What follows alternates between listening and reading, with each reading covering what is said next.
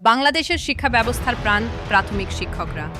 শিশুর জীবনের প্রথম শিক্ষা, নীতি, নৈতিকতা, মূল্যবোধ সবকিছুর ভিত্তি করে দেন তারাই। কিন্তু আজ সেই শিক্ষক সমাজই কেন কর্মবিরতির হুমকি দিচ্ছেন? প্রশ্ন উঠছে, নেপথ্যে আসলে কি?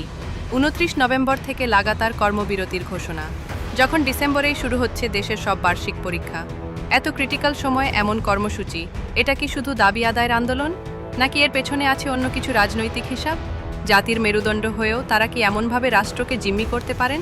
16 বছর ফ্যাসিস্ট সরকার ক্ষমতায় ছিল, তখন তো শিক্ষকরা এমন কর্মবিরতি দেননি।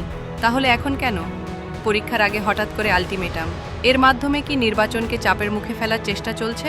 সরকার ইতোমধ্যেই প্রাথমিক শিক্ষকদের বেতন 13 গ্রেড থেকে 11 গ্রেডে উন্নীত করতে সম্মত হয়েছে। বাড়ি ভাড়াও বাড়ানোর সুপারিশ হয়েছে। কিন্তু দেশে প্রায় 4 লাখ শিক্ষক, এ ধরনের আর্থিক সিদ্ধান্ত জাতীয়ভাবে পাশ করতে সময় লাগে। কিন্তু শিক্ষকরা সেই সময়টুকুও দিচ্ছেন না।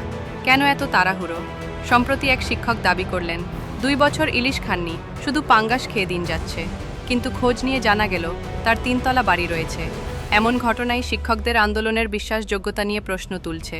এই কর্মবিরতি, শিক্ষার্থীদের ভবিষ্যৎ, বার্ষিক পরীক্ষা, পুরো শিক্ষা ব্যবস্থা সবকিছুকে ঝুঁকিতে ফেলছে। দেশের কেউই এই আন্দোলনকে ইতিবাচকভাবে নিচ্ছে না, বরং সম্মান হারাচ্ছেন নিজেরাই, শিক্ষকরাই।